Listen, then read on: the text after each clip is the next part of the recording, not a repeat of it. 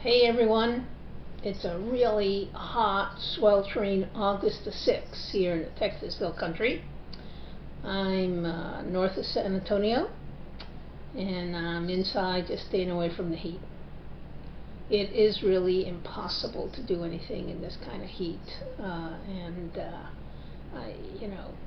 I hope that it breaks soon. Anyway, I thought I would try with this video to finish off the series of explanations that I'm making on my learnings from my 60s. I've done 3 or 4 videos previously. About a month ago, I published a list of things that I had learned in my 60s, either things I myself observed, but more often things that I had heard from other people. And I've been trying to do about 10-minute videos, so usually I get 2 or 3 done, but I think we've only got 4, maybe 5 left, and I think some of these can be dealt with rather efficiently. They don't need a lot of explanation, so I think I'm going to try to finish them all here. I'm going to my aim is for 20 minutes, so let's see how well I do. So where I left off with my last video, the next one is decisions are what you make when you lack clarity. Now that probably sounds kind of obvious, but let me see if I can unpack it in such a way where I tease it out a little bit for you all. You often hear people say, oh, you know, I'm waiting to get enough information to make a decision.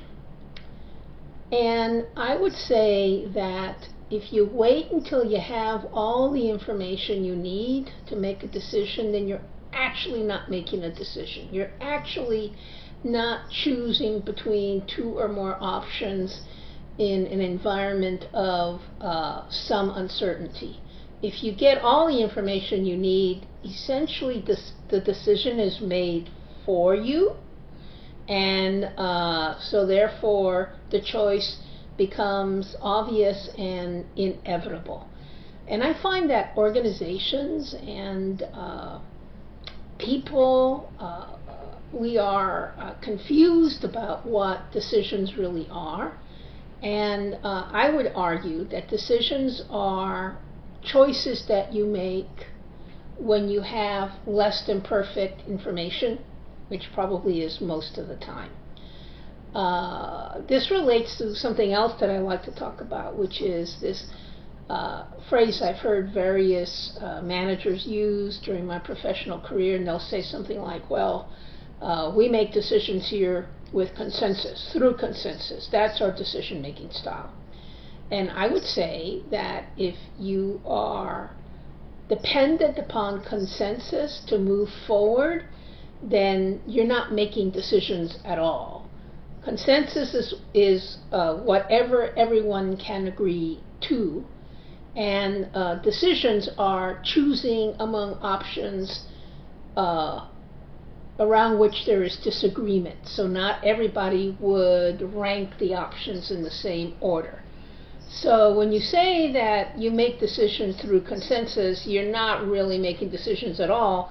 You're avoiding making decisions by relying on consensus. And you know what? That might be a really good option in particular situations, but don't confuse it with making decisions. Decisions involve choices among options and insufficient information for the right choice to be self-evident.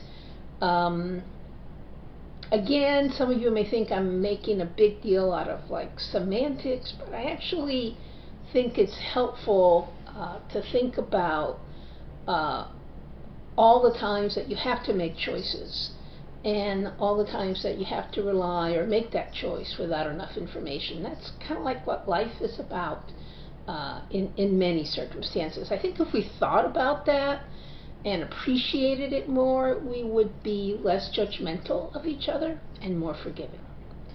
So the next learning from my 60s that I'd like to talk about is probably, this is the one that's going to take the most times, is that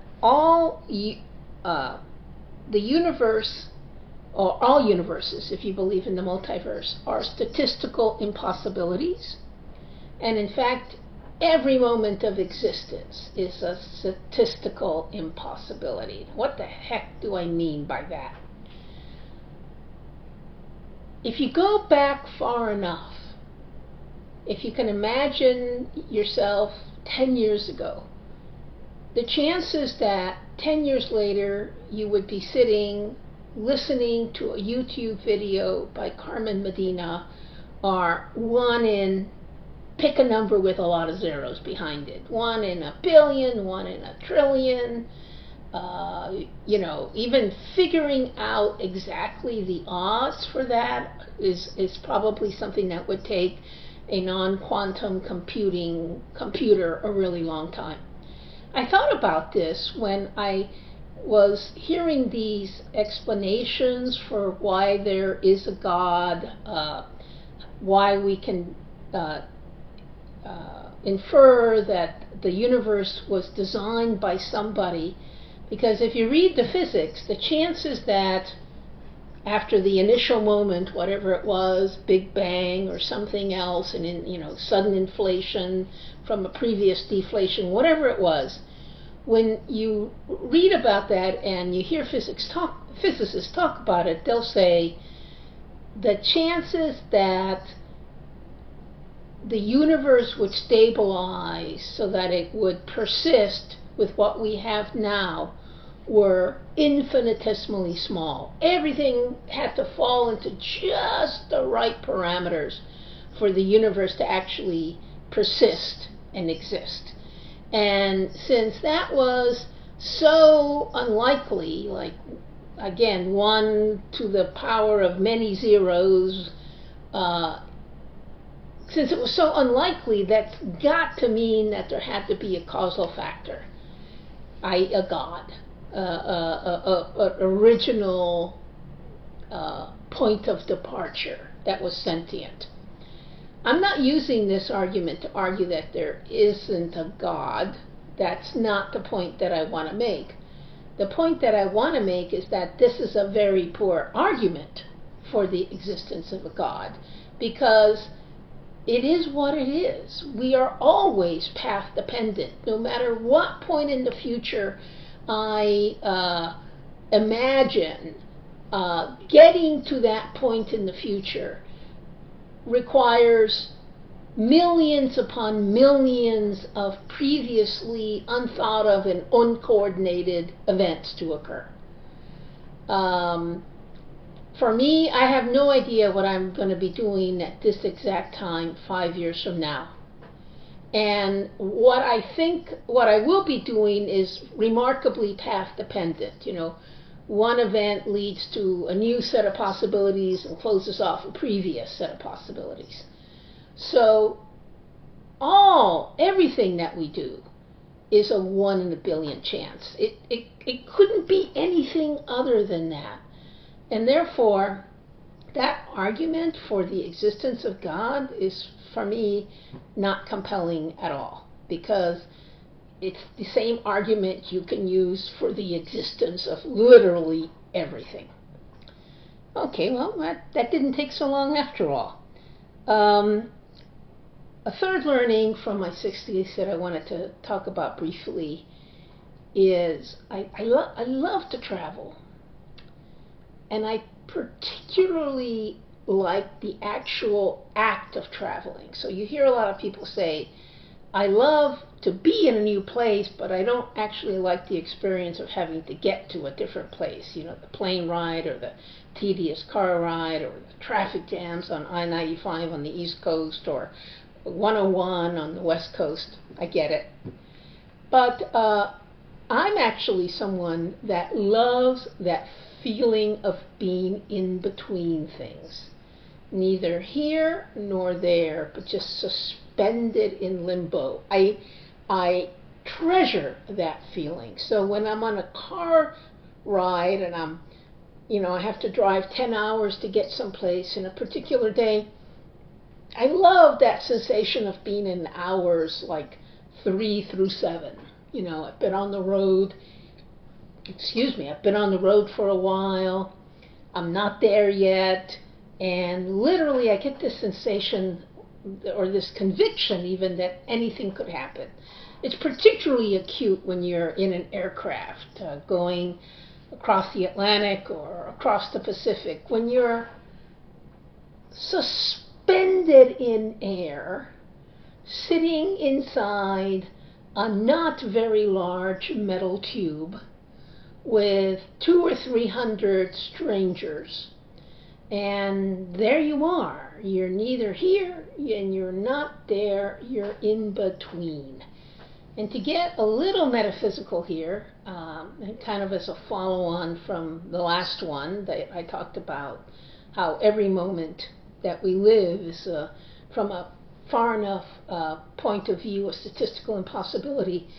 That feeling of in-betweenness and the realization of how much I like it has actually provided me a new and different perspective on the fear of death, which is, something we all have.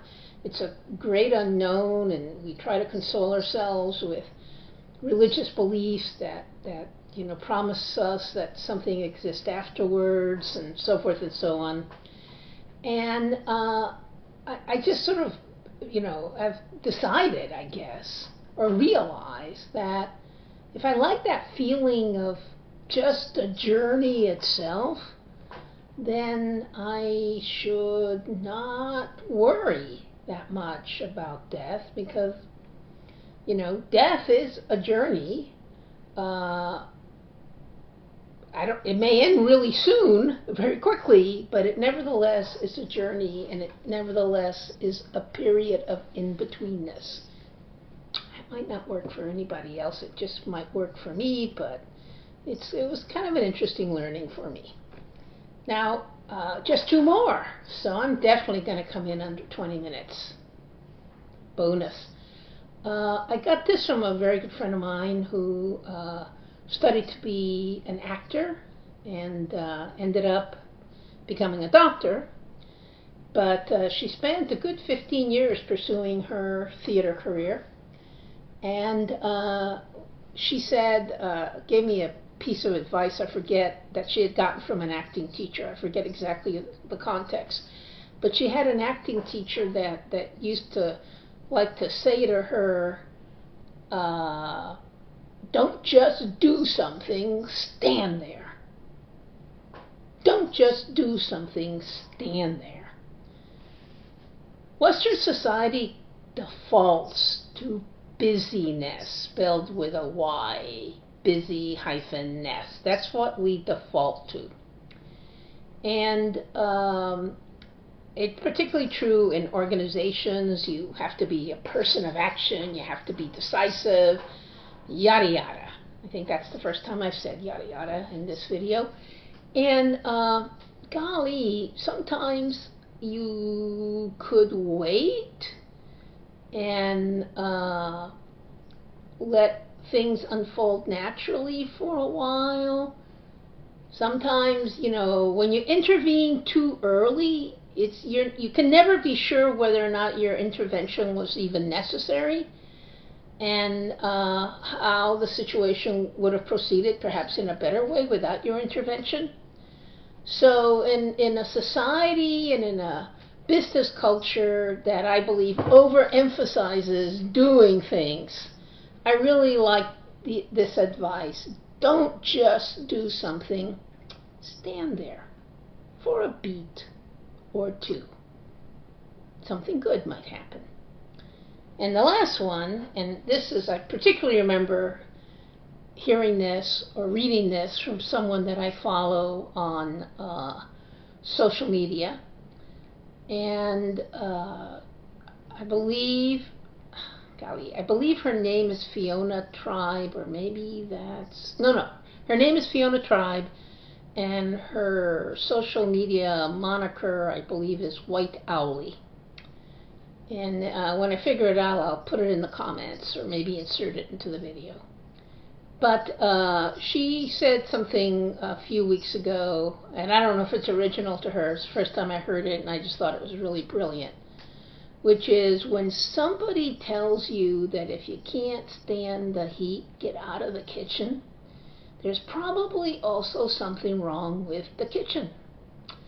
And again, this is one of those, we're going to be really efficient and tough-minded managers. It's the kind of thing those sorts of people say.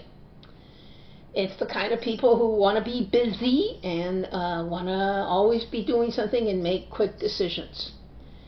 But if the situation is extremely difficult and you are feeling under a lot of stress and it's a tough choice and it's physically and mentally and emotionally exhausting for you to stay in that situation, well, maybe it's not just you that's the problem. Maybe the kitchen is kind of out of whack and in some kind of disorder. So if you can't stand the heat, take a look at the kitchen to see what else might be going on that's contributing to it. So there you go. That completes my learnings from my 60s. This has been a bit of an experiment because I'm fascinated by how the ways we communicating are changing. YouTube and expressing yourself this way is becoming increasingly popular and powerful, and all sorts of people are doing it. I know there are a lot of people who just love writing and books, and I'm one of them, but I wonder whether or not this, now that it's so easy for us to express ourselves, capture our comments and put them for others to see, now that that's become such a simple thing to do, I think the threshold for why and when you have to write things out is going to rise and be different. So let me know what you think about this. Thank you for listening all the way through. If you are still here, you're my heroes. And I bet you I'll post another video soon. You guys take care.